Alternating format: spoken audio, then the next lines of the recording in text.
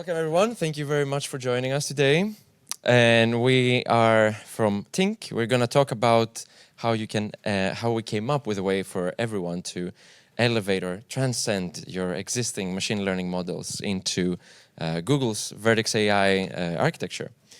Let's see. So we are Lef Filippakis, myself. I come from Greece. Maybe some of you are familiar with the tasty gyros that you can have in our food trucks. And I'm a proud cat owner. I've been a dog owner for most of my life, but I finally converted. I can tell you it's a great journey.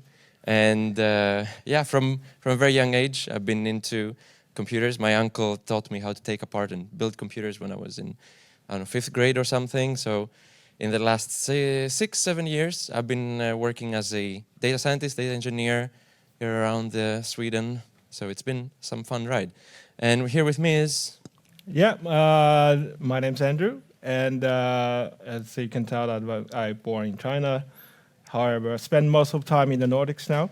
And unlike Lef, I'm now a father of 2, so there goes my hobby time.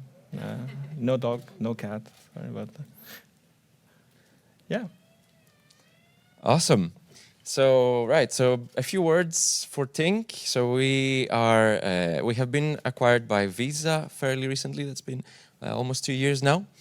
Tink is a open banking financial services startup. And maybe some of you are familiar with the Tink application that used to be back in the day. Now it's only business-to-business operations. So you can read all about our services in tink.com. We have some main pillars for payments, accounts, and the more important ones, risk decisioning and finance management, which is interesting ones for today since they are machine learning backed. And it's all 5 of them. Yes, so we're going to talk a little bit about how our journey, how we started and where we want to be and where we are getting to with what we're going to present today. So, firstly, show of hands. Let's see how many in the audience are data scientists, data engineers, machine learning engineers. Okay, keep your hands up. Yep. Let's see how many of you have models deployed in production. Okay, still a good amount. Any of you that are looking forward already have models in Google Cloud? Okay, Yeah. There's a few. Okay, so that's good. So hopefully the few that still had their hands up will learn something new, and everyone else will learn something new. So that's great. Awesome. So starting with Tink's journey, it started with some initial success. Some first machine learning projects came up, became products, ended up in the Tink app that maybe some are familiar with, and people got a lot of excitement, of course. You're like, hey, all the hype, hey, we have machine learning. Then Tink acquired some startups on the way, so even more machine learning products came in the picture. Great and fun times for everyone. But then came a little bit of uncertain times. Now we have multiple different code bases coming in. We have even different languages, different CI processes, different deployment processes. Some teams have become their own silos inherently because they own a specific product that is made in a specific way. So there came some growth pains. And that is what we're going to discuss here today, how we came up with a solution to actually break the silos and come through into a better state of machine learning stack. Yeah. I'm going to talk about the growth pain that we just mentioned, because you are in an organization that's growing so fast. So you're going to inevitably feel some of that. And the first one I want to talk about is we introduced this concept of DevOps into the picture. So one side is that the team have most in-depth knowledge about the product now in charge of the operations now, which is a good thing. But on the flip side is that the teams also need to acquire much broader range of knowledges than previously required.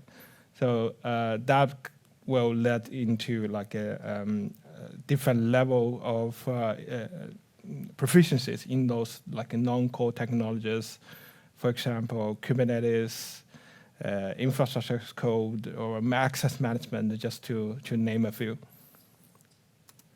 Secondly, so a lot of like a startup, they start with their first machine learning project with a lot of engineering and know-hows and building those applications using like programming languages like Golang or Java. And they start to hire data scientists, which they use primarily Python. And they tend to keep those languages in those applications in 2 or more languages because to bring a Python-based application into production that requires like mastering knowledge about performance tuning, availability, scalability, those hardcore engineering topics, and they usually just pay out. And then what happens is that the application will diverge into more languages, and that is going to create inefficiency, decrease the model performance, and also the like improve the or increase the error in the process. Pipelines, and that's like when you're creating a pipeline for like from training to production, anything that's custom made is going to be more costly than the others, because every single step in the pipeline is going to be interconnected really tightly. And when you want to do innovation, you want to try out new models or new architecture, that becomes a hurdle. Lastly, by solely relying on our own development, that means that skipping the offerings from public cloud, we're risking of missing out from the development of those big tech giants. And let's talk about why we choose Vertex AI. Yeah, so traditionally we've had our analytical data in BigQuery because it really is a very good store of data and a very performant and efficient querying machine. So we thought that having our machine learning models take advantage of our analytical data storage would make a lot of sense. So that was the primary goal and a reason for us for choosing to go with Vertex AI on GCP. So we can have everything in the same context. Then, of course, we evaluated if Vertex AI is fulfilling our needs, right? So we basically started, the only things we really needed in the beginning is being able to train models, to have different versions of the models available, to be able to deploy them fairly easily, and to be able to monitor all the process through. And Vertex AI supports and provides these services, and it provides even more services, actually. So it fulfills our needs, and we moved ahead, check customer support. How does that work? We're going to try to break a lot of things. We're probably going to make a lot of mistakes. We're trying something new. We don't know. We want to have fairly good customer support. And extra bonuses that came on the way. Everyone has been talking about LLMs in all the presentations so far, so good that we've managed to fit it in somewhere as well. So Vertex AI has LLMs in off the shelf in their model garden, I think it's called. So now that our teams are super excited to actually being able to just check it and start using LLMs, we have GPU support coming very easily in the deployment phase. So you just choose what kind of accelerator you want, and you just get it.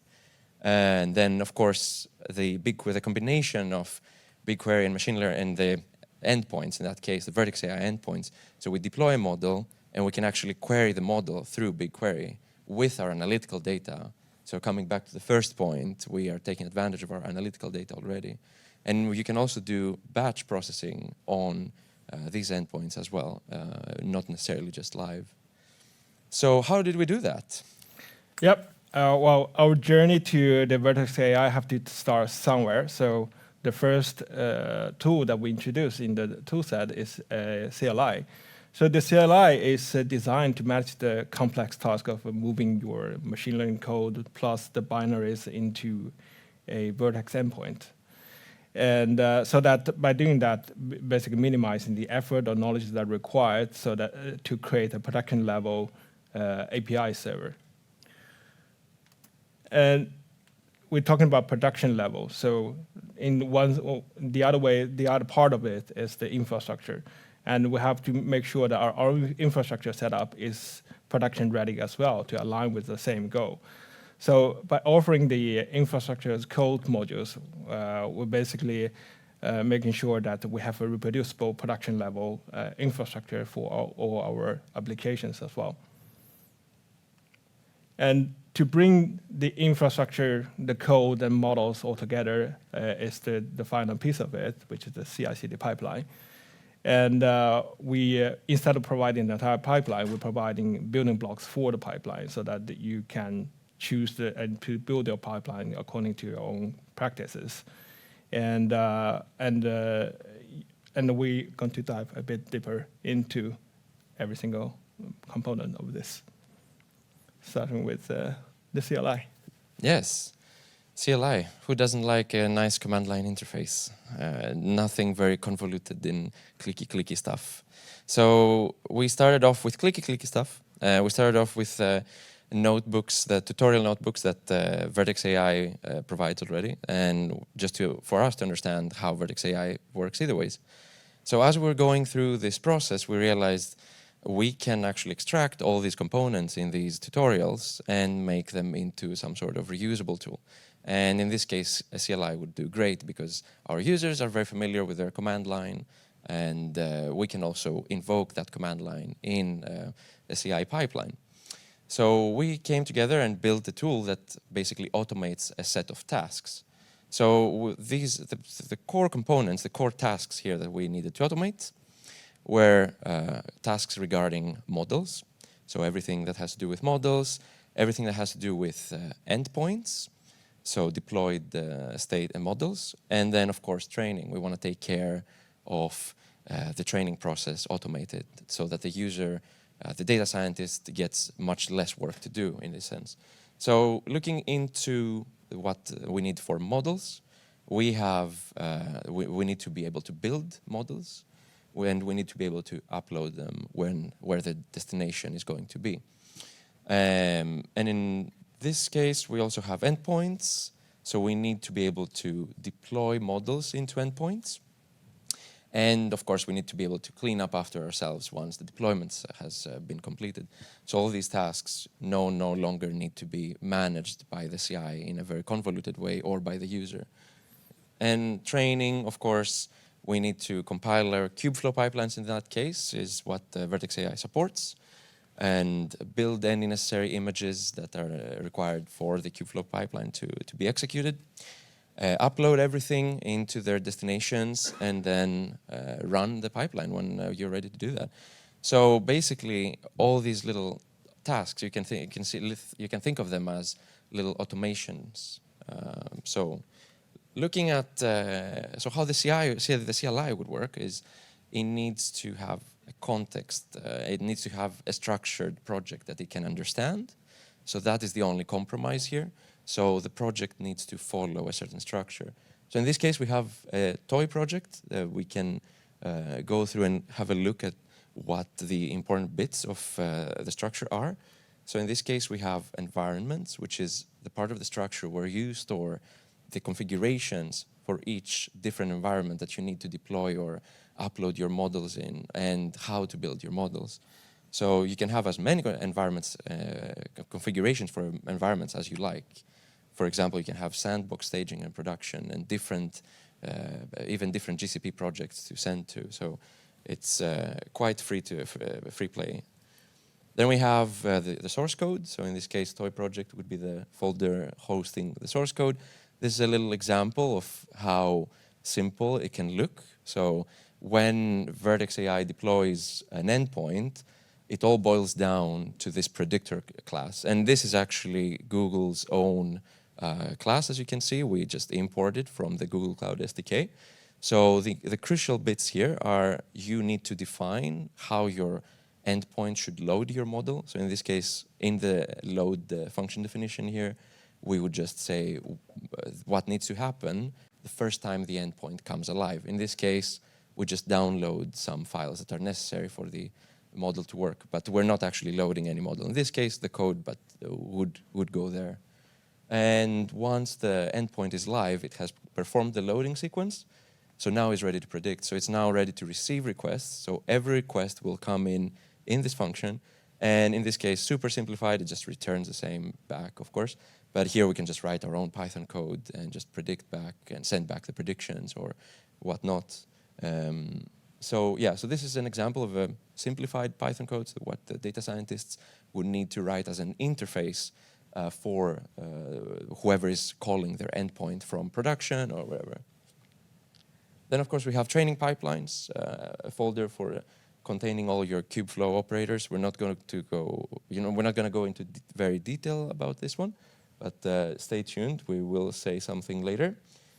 And another core component is the Docker file here. In this case, we have decided that we at least need 2 separated environments for inference, the deployment of the model, and training. So, for example, maybe you need a different environment or like a different image for your training capabilities. So maybe you actually need GPUs, so you would have a GPU image installed for the training pipelines, while maybe in production you actually are good enough with CPUs. So then on the left side we would have the inference images. So just from top to bottom we have a common base image where you can just install all your requirements, and then that common base image is shared between an inference and a train stage. And on top of the inference stage, the Google Cloud SDK comes in and puts in a wrapper so that your endpoint will be a web server at the end of the day.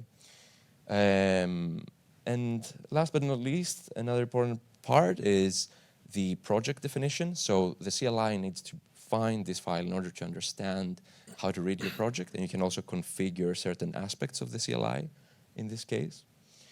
And that's about it for the how the project should be structured. Let's look into the infrastructure as code.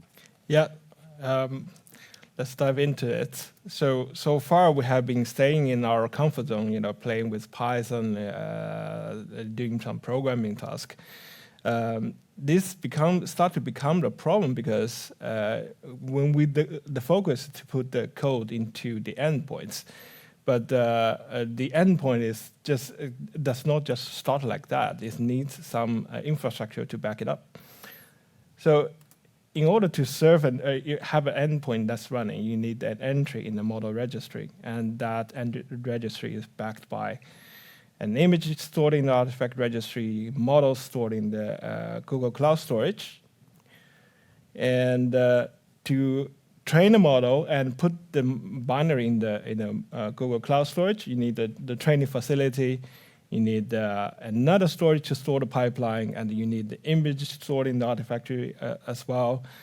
And this is like the bare minimum you're going to think about when you're creating infrastructure for that endpoint. To prepare for production, you start to think about, okay, we need some observability, we need auditability, we need logging for bucket access, we need the cloud logging for observe the traffic and for training and the endpoint themselves. And on top of that, we are talking about access management. We are talking about encryption. So there are like a number of service accounts need to be created over here. Service account to run the CI, service account to run the endpoints, which need access to those artifact registry and the binaries. And we need a service account that can call the endpoints. And on top of that, every single component will have its own CMAC custom matched encryption keys. And the access for those keys have to strategically mapped out into different service accounts, and things getting a lot more complicated. And then that's what we do with infrastructure as code setup, so we can encapsulate all that in just a few lines of code for the end users.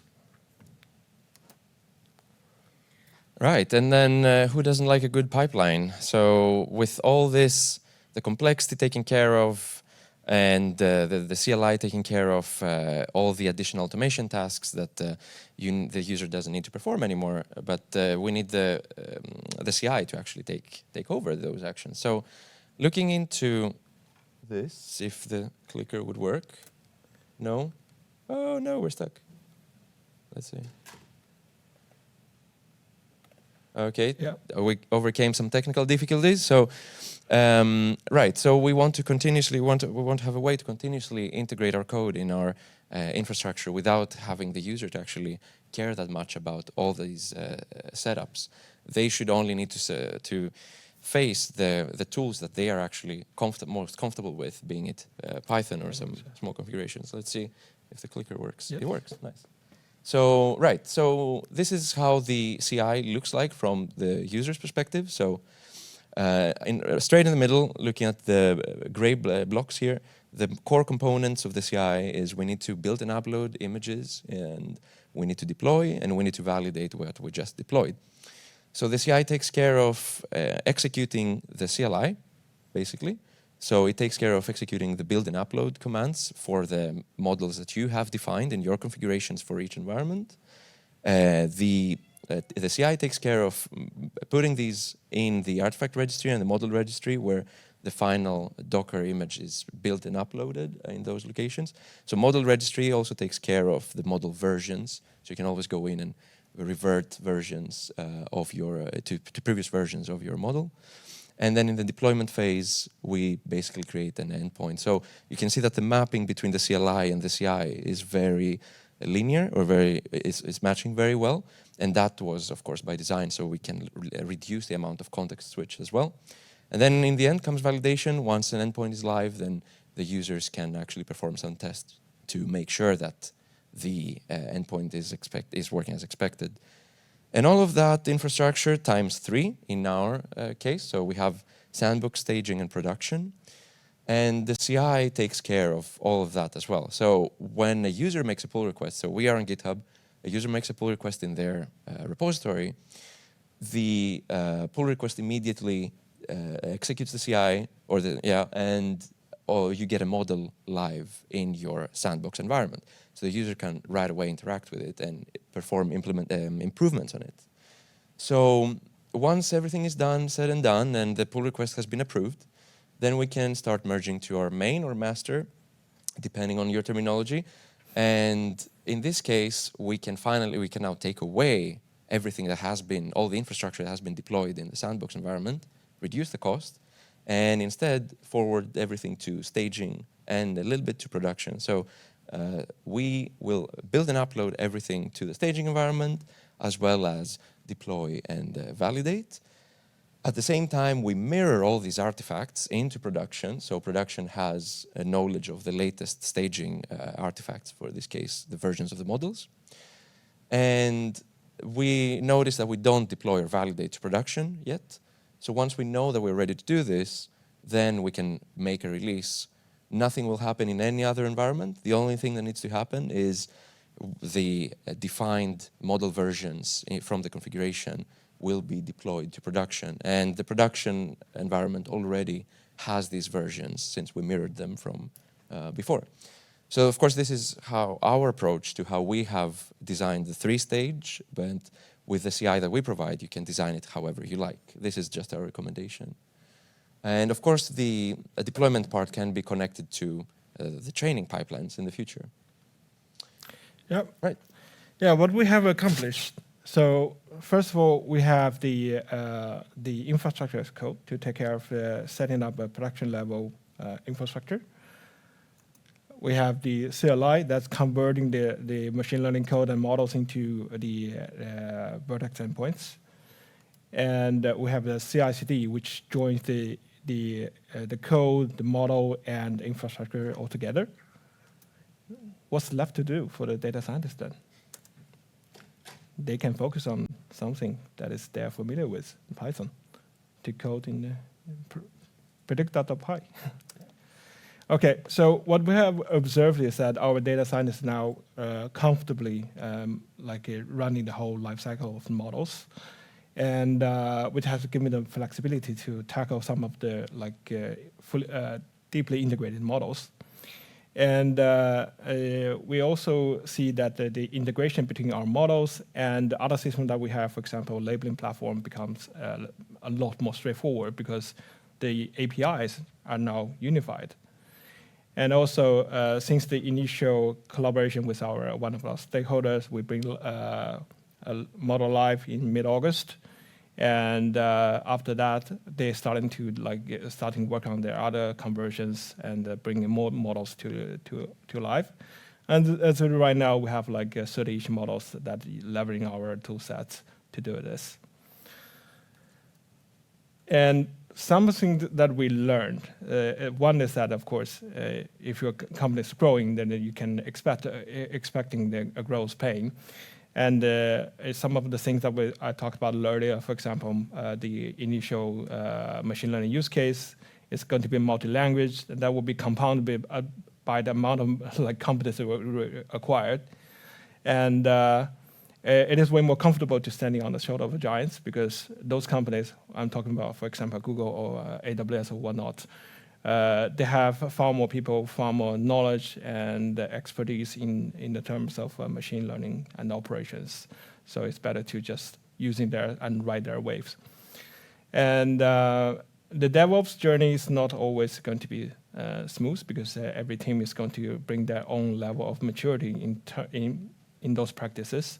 So my recommendation over there is to provide the right tooling for that and provide guardrails so that they don't go wild, basically. And when it comes to an environment that can conduct innovation, so that is an environment that's distraction-free, so that we wanted to, as an engineering team, tooling team, we want to remove all the other things they shouldn't be like focused with. Right, and big release. It's actually the first time that we showcase Ratchet. It's the name of the whole framework. And that takes care of all the things that we just talked about. Hopefully you're interested in. We will open source it as soon as possible. We're working with our internal teams on that. Also, first time you see the logo, it's of course created with Midjourney. And we also have in the audience Clara, our additional contributor here. It's been a ride through the summer, especially designing that logo, I can tell you that. So yeah, so stay tuned for the open sourcing of Ratchet. So the current state is we're almost done with model training. There's very few things left to do, and we will have, of course, thoroughly tested it internally before it comes open source. The last thing is we want to also convert Ratchet into an SDK so people can actually import Ratchet into their notebooks, for example, or create their own applications with a Ratchet inside if they need to solve a little bit parallel but similar problems. So that's what's coming. And of course, thank you very much for listening, and feel free to reach out to us on LinkedIn or in the floors around here. And I hope you had a good one. Thank you very much. Thank you.